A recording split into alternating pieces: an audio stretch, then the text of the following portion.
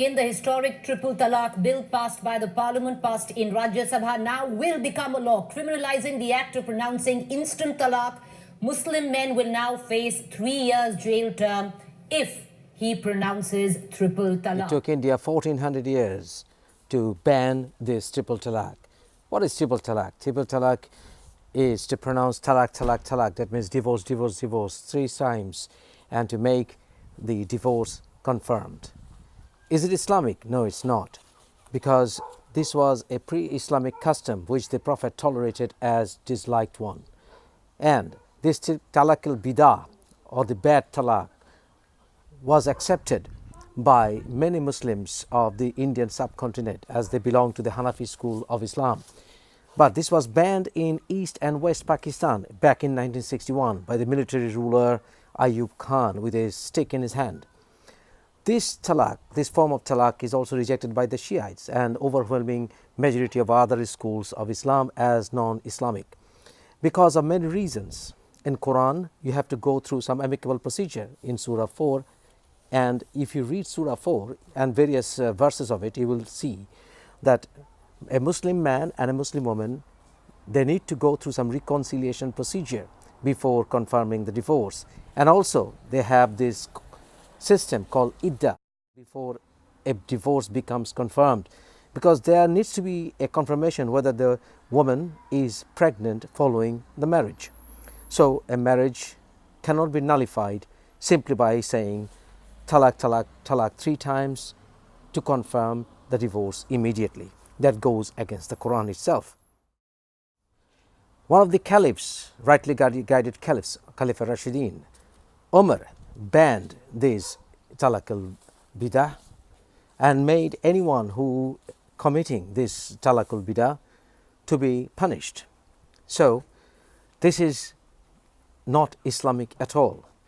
There are several types of talaq: talaq al-Hasan, talaq al-Husn, taqula mubara ila zihar. And the Muslim Family Law Ordinance 1961, Section 7, made it compulsory to wait for 3 months before this marriage could be nullified. If you read Section 7 of this provision, of this legislation of 1961 ordinance, it will become clear to you that India is lagging behind by almost 60 years to bring this to law. But the question remains, why now, when BJP is widely known to be Muslim haters, when BJP was inspired by Hitler, when BJP was inspired by the RSS, when the founding fathers of the RSS all hailed Hitler? Why now then? It's all because BJP wants to show to the Muslim women that they love Muslim women when Muslim men hate them. That's the main reason. Because they are on a campaign of love jihad. They want to say whenever a Muslim man marries a non-Muslim or a Hindu woman, that's a love jihad. So they want to classify Muslim men as the target of hatred, because they are following the model set by Hitler against the Jewish people. Behind everything, from armed forces to education. Only 2.3% of the Muslims are in Indian bureaucracy, and only 3% of Muslims are in the Indian armed forces, when Muslims form almost 15%, officially that is, of the Indian population. The Muslims are lagging behind in everything. Muslims are lagging behind in literacy rate. Poorest of the Indians. 25% of all beggars of India are Muslims. Shocking, isn't it? Isn't it? When you see millionaire, billionaire, Bollywood stars. Well, there are exceptions. Why are there exceptions? Because there is a long history behind it. The reality remains Muslims of India are suffering immensely. No serious legislation was ever passed by the Indian government to uplift the situation of the Muslims of India, when 22% of the higher caste Hindus are dominated 41% of the Indian wealth. That's the reality of it.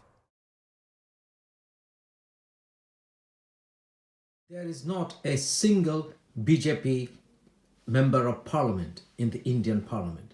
Not a single one. Out of 450 members of parliament, there are only 27 Muslim members of parliament. And there is only one minister, Muslim minister, and he's in charge of the Minority Affairs Ministry. Oh, what a consolation. None of the commandants of the northern, southern, eastern, western Indian commands of armed forces was ever a Muslim. And the Trishul branding, sword branding Hindus are happy as well, but for very different purposes.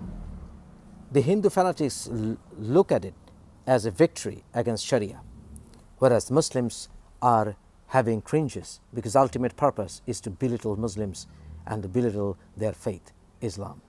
Their main purpose is to wipe out Islam and Muslims in the name of Hindutva, where Islam is not accepted because Islam was not born in the Indian subcontinent. That's the truth. East Bengal in 1905 had the Bengal partition, and by dint of the Bengal partition, the Bengal, eastern side of the Bengal, that is where you have the present-day Bangladesh, had a hope of rising in economy, literacy rate and everything. But the higher caste Hindus stopped it through the Bengal Rod, but with the help and order of the British king. Was the capital of the British India at that time, and Calcutta and the higher caste Hindu was sucking the blood and money of the Eastern Muslims and lower caste Hindus.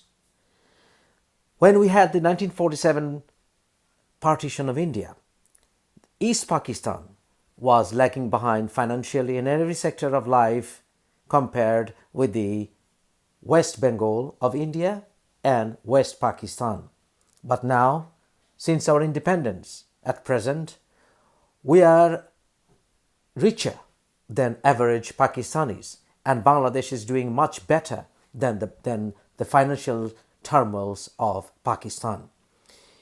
Even now, the female emancipation is much better than India compared with Bangladesh. And we have seen there is a drop of unemployment rate in Bangladesh. Bangladesh has 4.6% unemployment rate, whereas India has 6% unemployment rate. And our literacy rate is much higher than India when you think of population, younger generations who are below the age of 25. So, in every aspect, it is proven that the Muslims of Bangladesh and even the lower caste Hindus of Bangladesh have done tremendously better compared with Muslims of India, especially Muslims of West Bengal, who are at the bottom in every sphere of economic and social living. That proves how Hindu atrocities are destroying the Muslims in every aspect of their living. 30% of all Indians in prison are Muslims. That should tell you a lot. Now, the BJP of India have embarked on a new policy of Swadesi Muslim, which is nothing but cultural fascism, the same approach the Nazis of Germany took to spread their evil ideology. In this approach, the Islamic tenets will be synchronized with the Hindu ideologies and Hindu religious beliefs. This is another way to bring religious and theocratic Hinduism into India, and then to spread fascism, Indian fascism around the world.